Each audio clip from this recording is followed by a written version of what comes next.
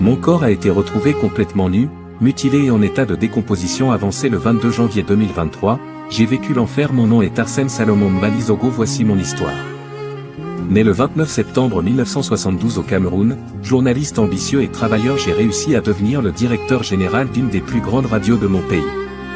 Animateur d'une émission quotidienne qui a cartonné, j'avais pour habitude de dénoncer fermement les fraudes, la corruption et les scandales financiers au sein de mon pays. Je n'avais pas peur de nommer et de pointer du doigt les voleurs et les escrocs, preuve à l'appui et peu importe leur place dans la société. Le 17 janvier 2023, enlevé par des inconnus dans la banlieue de la capitale devant un poste de gendarmerie, mes ravisseurs m'ont coupé les doigts, fait manger des excréments, arraché la langue et ils ont enfoncé des objets dans mes parties génitales. Sans cœur, ils m'ont ensuite froidement tué et laissé mon corps pourrir pendant des jours. Juste parce que je voulais dire la vérité à mon peuple, on m'a enlevé toute forme de dignité et ôté la vie pour toujours. C'est injuste car personne ne mérite de mourir comme cela, mais malheureusement, je laisse derrière moi une femme et 4 enfants. Des images insoutenables au XXIe siècle. Un homme, un adulte, un compatriote. L'homme crie. Il se tord de douleur. Il implore la clémence, le pardon de ses bourreaux. Et ceux-ci restent totalement et absolument insensibles à tous ces cris. Il pleure et finalement, il est exhibé tel un trophée, juste dans un caleçon. Heureusement d'ailleurs qu'ils ont bien voulu qu'il prenne cette pose avec ce caleçon. Et pourtant, cet homme dont on parle aujourd'hui n'est pas n'importe qui. Dans le microcosme du showbiz et de la musique au Cameroun, il fait partie des plus grosses têtes de la musique de ce pays.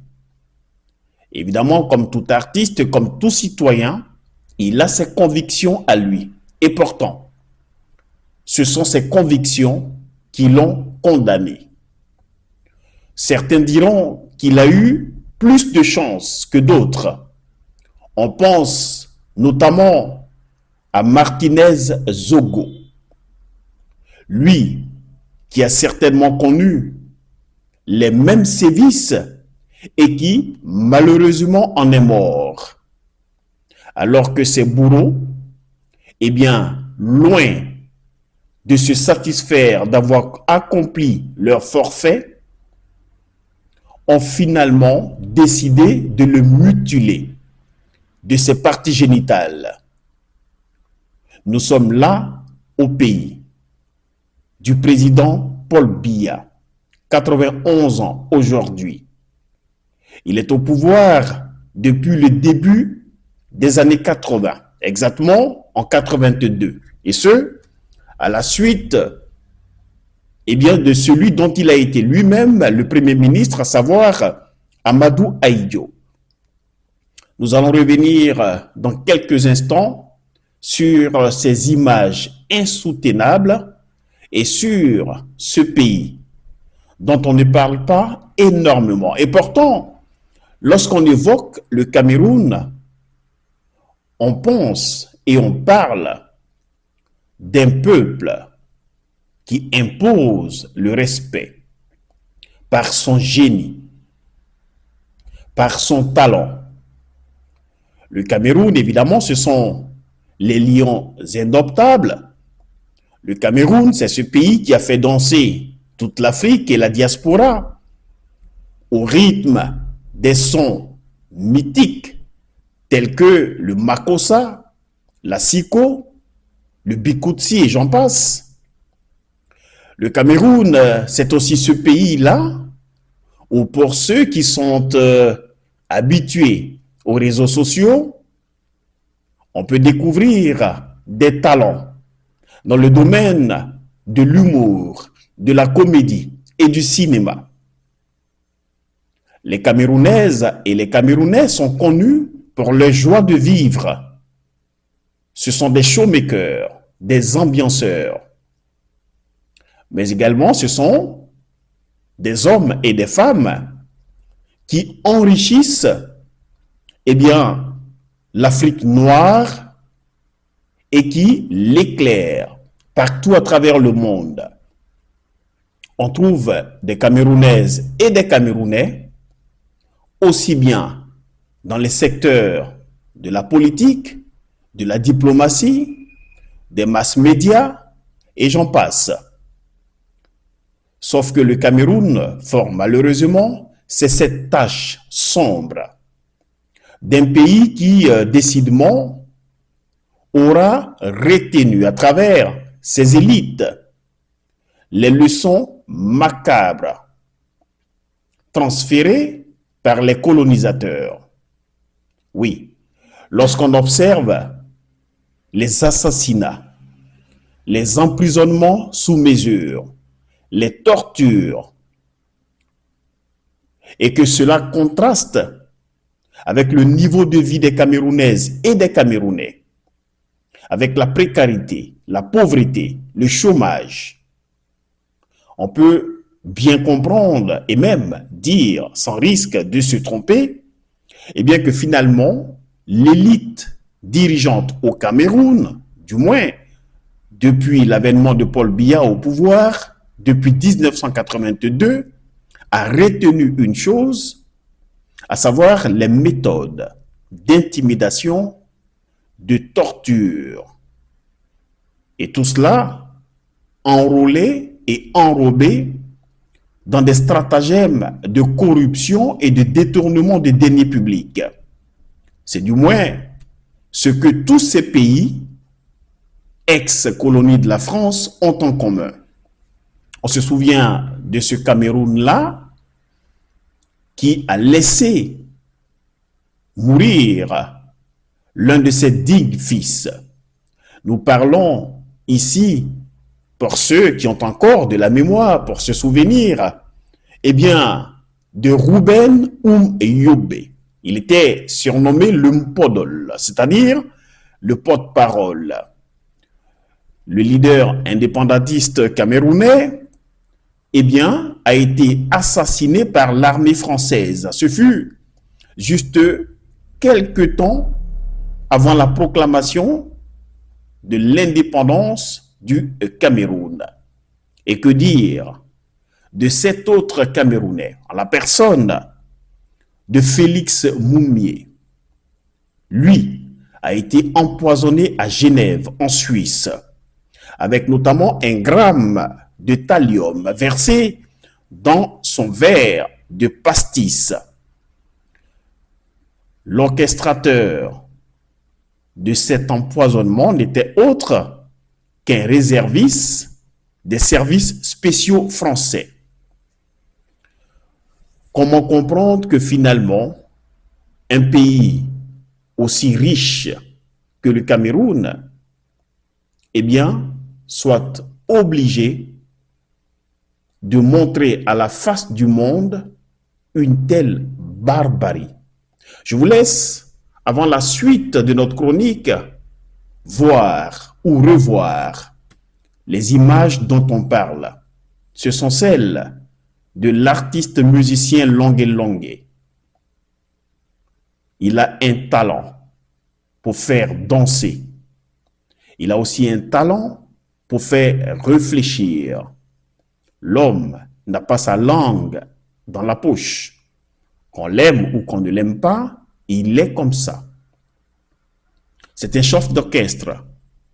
C'est un showmaker à la camerounaise. Et pour ses idées, voici exactement ce que Longué Longué a subi et vécu.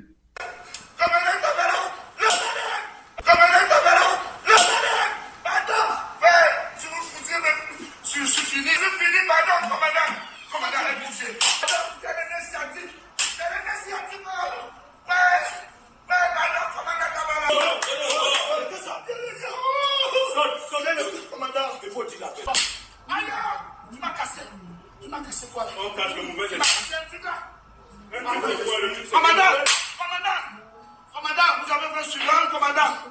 Commandant,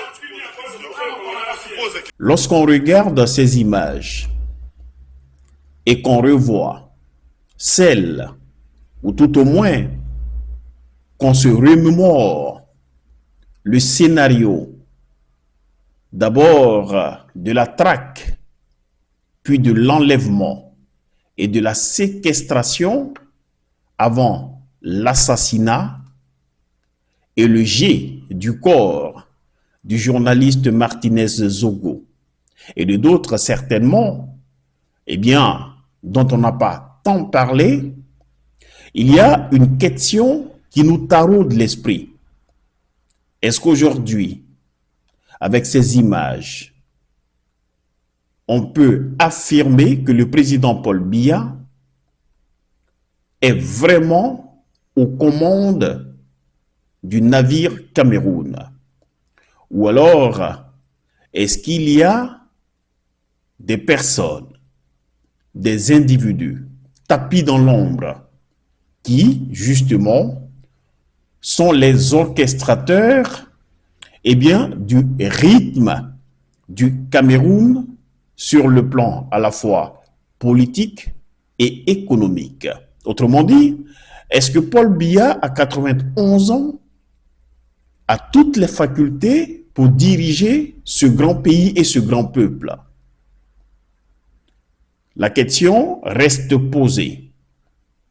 Autrement, on pourrait évidemment, par voie de conséquence, en se disant que Paul Biya étant le président en exercice, si de telles tortures ont lieu, pendant qu'il est encore président, alors, jusqu'à preuve du contraire, il a une grande part de responsabilité. Ici, la question est de savoir comment les Africains sont parvenus, après toute l'histoire de l'esclavage, de la colonisation et l'histoire naissante du néocolonialisme, à accepter que de telles pratiques se déroulent encore sur le continent. Les ancêtres des Africains n'ont-ils pas été aussi traumatisés?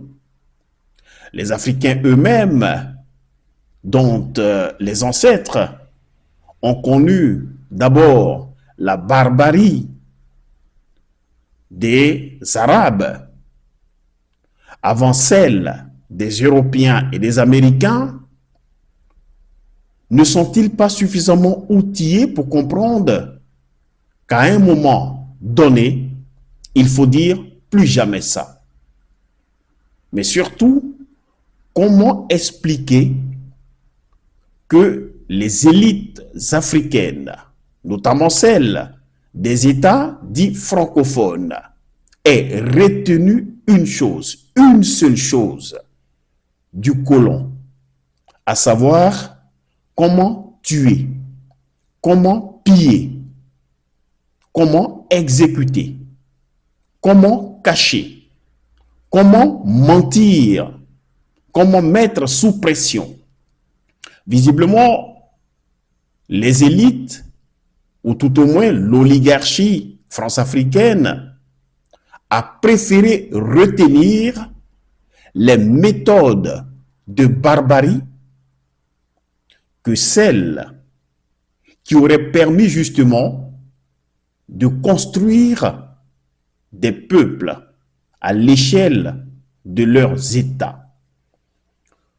Nous avons regardé avec beaucoup d'amertume cette vidéo de l'artiste Longue Longue. De même que, je l'espère, nous avons suivi, en tous les cas, ce fut notre cas, avec beaucoup d'intérêt, le récital de l'assassinat de Martinez Zogo. Et entre plusieurs questions, il y a quelques-unes tout de même qui nous interpellent. Où sont toutes ces organisations dites de droits de l'homme qui ont pignon sur rue en Afrique, qui sont financés par les grandes puissances. Cette vidéo qui est devenue virale sur les réseaux sociaux, où on voit un citoyen camerounais, un artiste, torturé de la sorte, aurait été une vidéo et un citoyen des pays tels que le Mali, le Burkina Faso ou le Niger, on aurait tout entendu, absolument tout, des condamnations jusqu'aux narratifs les plus explosifs. Mais là, il s'agit du Cameroun. Alors on en parle, mais de façon plutôt timide. On a bien compris ce qui se passe. Celui qui ne comprend pas doit certainement se réveiller ou peut-être trouver la clé pendant qu'il est encore temps de la bulle dans laquelle il est enfermé. Alors, où sont ces fameuses organisations de défense des droits de l'homme? Où est la justice? Et que fait concrètement l'Organisation des États de l'Afrique centrale? Qu'est-ce qu'elle fait? Que fait l'Union africaine pour qu'au XXIe siècle, eh bien, une telle barbarie soit orchestrée sur un citoyen?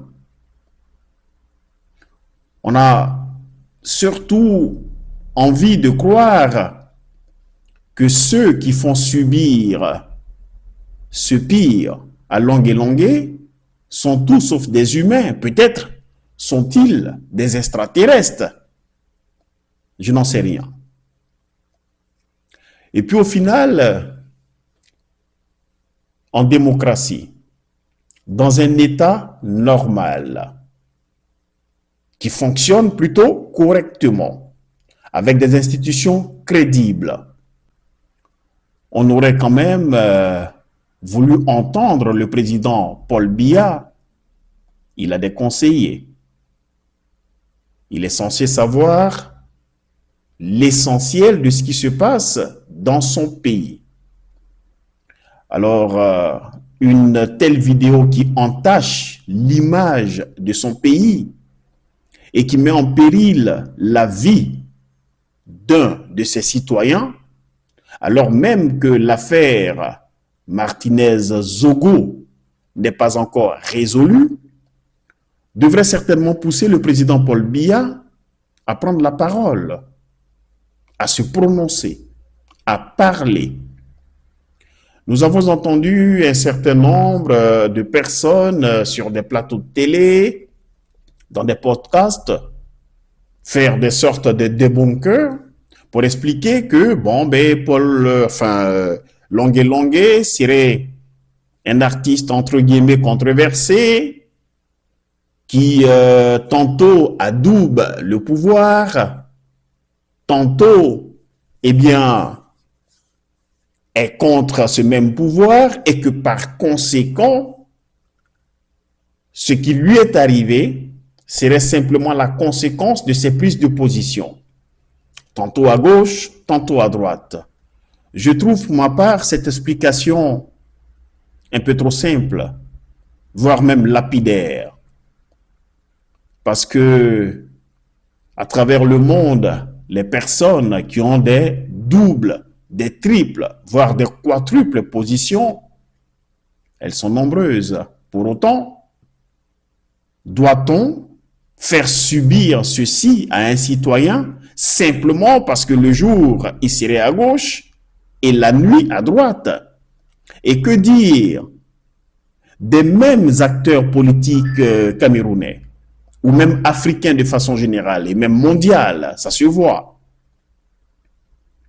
qui tantôt sont militants d'un parti X, et puis par la suite deviennent militants d'un parti Y, tantôt sont dans l'opposition, et puis tantôt sont dans des coalitions au pouvoir.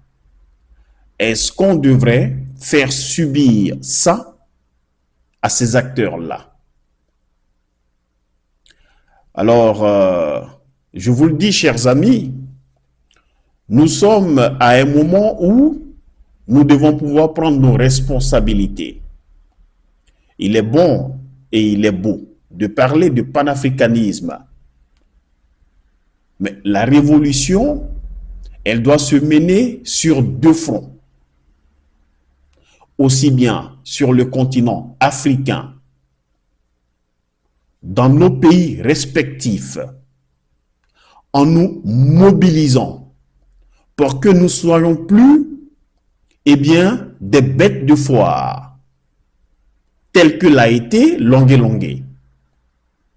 De même que ce panafricanisme doit aussi être l'occasion du combat pour un monde plus juste.